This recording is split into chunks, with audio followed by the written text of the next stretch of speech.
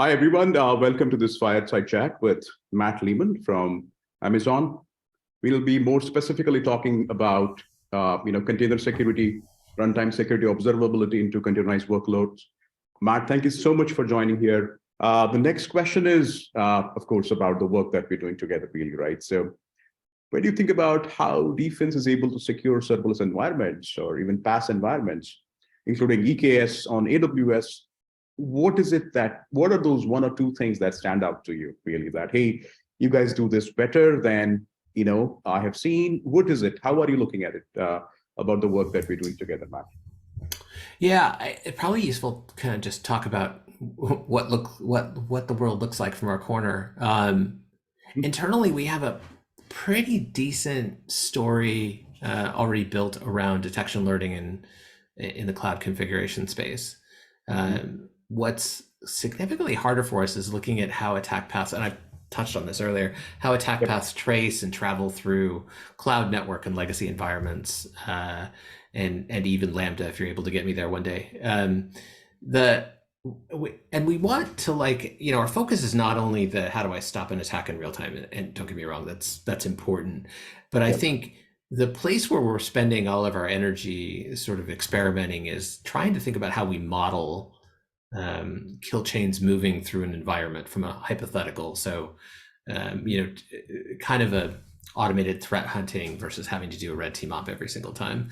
And so we're looking at a lot of the things that you guys have built to think through that problem and to map a kill chain and say what would happen if we chained not a known kill chain, but one that's not known. Like we've done some threat research, and now we know something about a given threat actor, and we think they chain things differently. And now we want to map that through and understand if we have points at which either our detection strategy is missing or our prevention strategy is missing. So I think that's the place we're playing with it.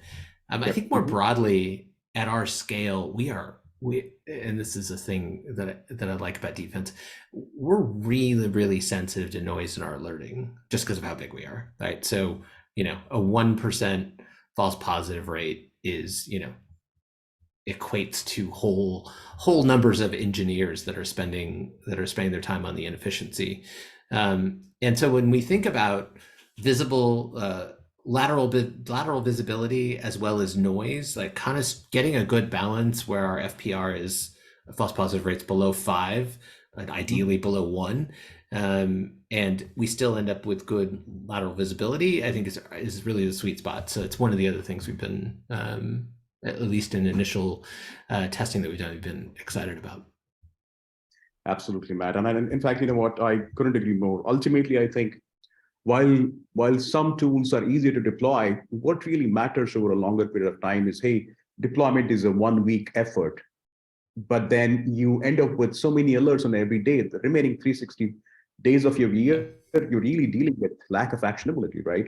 So what you really need is a combination of tools that, hey, it takes 2 weeks to deploy, maybe even just 1 week, but hey, it gives me such deeper context that it makes my life easier now because I'm not dealing with 70,000 vulnerabilities. I'm dealing with 7 attack paths within cloud environments, same tool across modalities.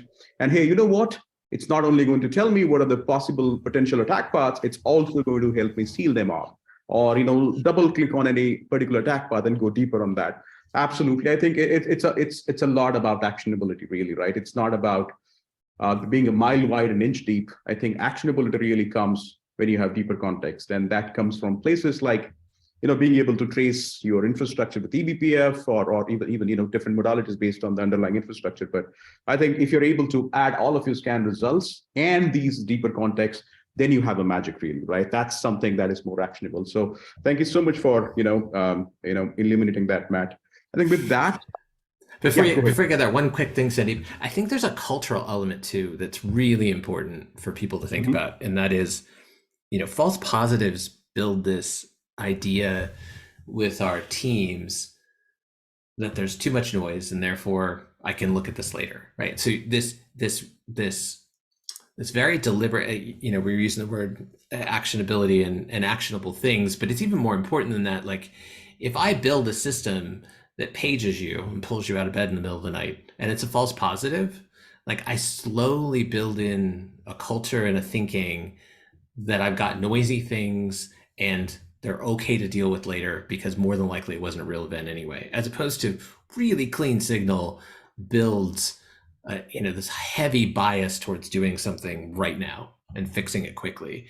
And I think the fatigue that happens when your FPR is high uh, can't be, I can't underscore this one enough. You build a culture that's the antithesis of like what you want from a security perspective. So I think it's super, super important. And that's one of the reasons why we're so hyper focused on low noise tools.